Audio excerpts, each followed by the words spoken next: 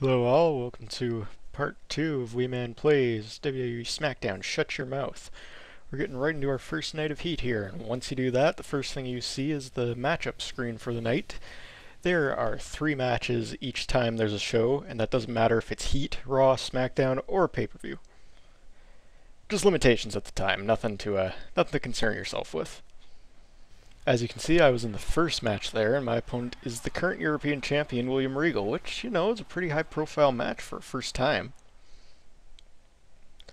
Anyway, in just a moment here, we're going to get our first look at me. This is how I created myself in this game. Now, body morphing in this game is weird. I really don't like it. It's pretty bad. You can tell my shoulders are incredibly broad and huge, even though I made them as small as I possibly could, and my arms are a little disjointed here. I think I got the face down well, though.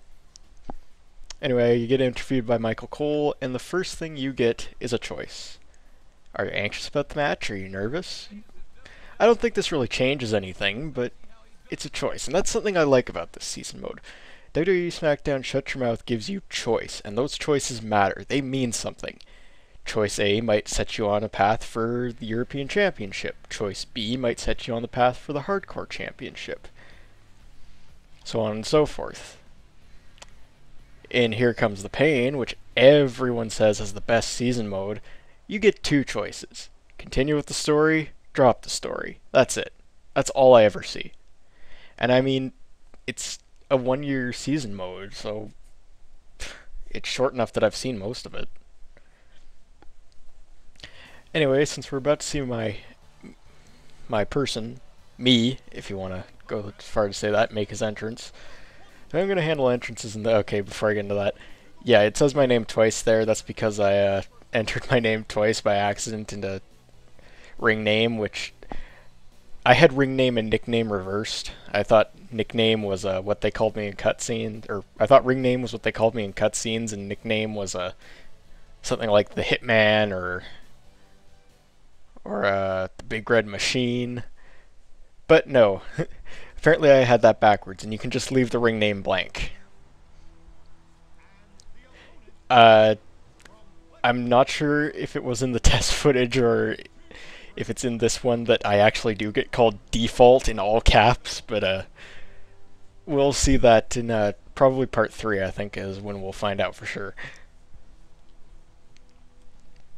Anyway, as I was saying, I'm going to handle entrances like this. If we've seen both people enter before and there's nothing new about them, I'm just going to leave it as it is.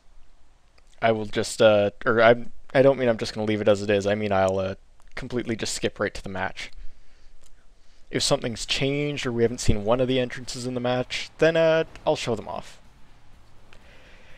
Anyway, we're getting right into the match here, and the first thing I'm going to have to say is I had a really easy time with this. I mean, if you watch Wee Man's Winter of Wrestling, and if you hadn't, you should go do that right now. Part 3, Smackdown Shut Your Mouth, that's what I'm referencing right now. Anyway, in my match, Test versus Eddie Guerrero, I got my ass kicked.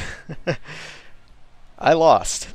And I mean, it was a fairly even match, but I still lost, and this time I just completely dominate William Regal, and I'm going to continue to do so. I haven't changed the difficulty at all, it's still on normal.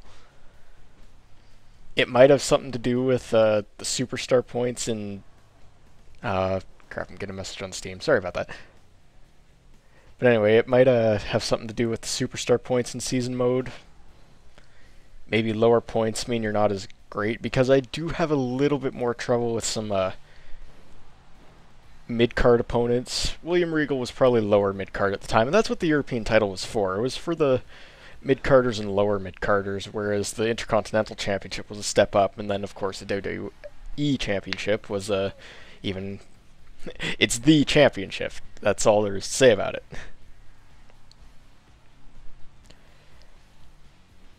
But it's only for the month of April that I keep the difficulty on normal. When I get into month of May, I upped it to hard, and I think things are a bit more fair with how it is. I'm not completely dominating the match, because as we can see here, I'm pretty sure William Regal's only hit me a total of 3 times. Oh, here we go, electric chair drop. It's one of my favorite moves in the game, just because, ouch. I always like that version of the chair drop better. It's not as interesting when you just get them up on your shoulders and fall back. It's more fun to throw them over your head and give them a face buster into the mat.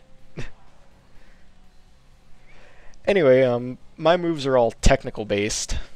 Like I chose technical as my specialization, with speedy as my number 2. Anyway, I think I'm just about to hit a finisher here. Nope, not quite yet. I have it stored, but I'm just about to get it. My finisher to start things off is the complete shot, which is the basic finisher that everyone gets in this when they first start in the WWE. Most of everyone. I mean, the other common one is the overdrive, but since Randy Orton already used that, I decided I'll go with the complete shot. I only reached the 2 count here. And I don't know if I'm not doing enough damage. Oh yeah, I hit the ref by accident. Wow, I never noticed that before. My leg was clipping through him, and I never noticed that before. I mean, I have watched this clip a good 3 or 4 times now, because the first few takes I tried when I tried doing the voiceover, it didn't friggin' work. My mic was just crackling all over the place. I don't know what was wrong with it. It seems to be working now, but maybe it's getting time for a new microphone. I have had this one for a couple of years now. Oh my god, I have had this for a couple of years now. Wow. Anyway, we had another near fall there. It takes me 2 finishers to put William Regal away, and like I said, I think that's just because Superstar Point... No, it's because I'm pretty sure the complete shot is a roughhouse move. I'm gonna keep calling it roughhouse. And you guys have no idea what I'm rambling about, but I kept calling it roughhouse in the first 2 or 3 takes of this. Roughneck. It is roughneck, not roughhouse. I should know that. Calgary's lacrosse team is the Roughnecks. Anyway, roughneck is not what I specialize in. I only have a couple points in it. Like, you can have up to 4 points in offense and defense for each stat, and there is... If you've watched Wee Man's Winter of Wrestling, you would know that the stats are powerful, speedy, roughneck, and technical. I think I maxed out my technical, and my speedy is pretty high. My power is low, because I am not a strong guy at all. I mean, it's a little bit of realism in the gameplay here. Not a whole lot, because I could never be a professional wrestler if I wanted to. But most of my points are in technical and speedy. Roughneck, it's middle of the road for me. That's probably why I took 2 finishers, because the complete shot is a roughneck move, not a technical move. Finally, I get the pin, and after you win a match, you have a couple choices. You can just walk away, you can taunt, you can attack. I opted to attack for some reason. Maybe you looked at me wrong. Maybe it was just 2 finishers, that's too much. I should only take 1 finisher. I remember when that clipping was amazing.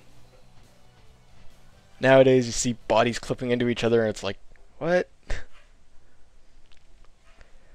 Anyway, I beat William Regal. I beat him up after the match. We get to see the result of the match, which, you know, I win, he lost. It was just a single matchup, nothing special there.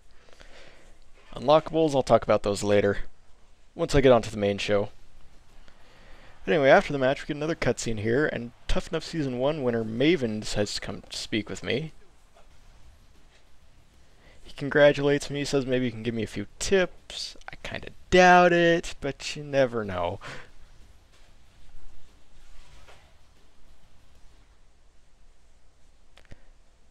And lastly, at the end of the show, you get a results script. Hell in a Cell on Heat? What?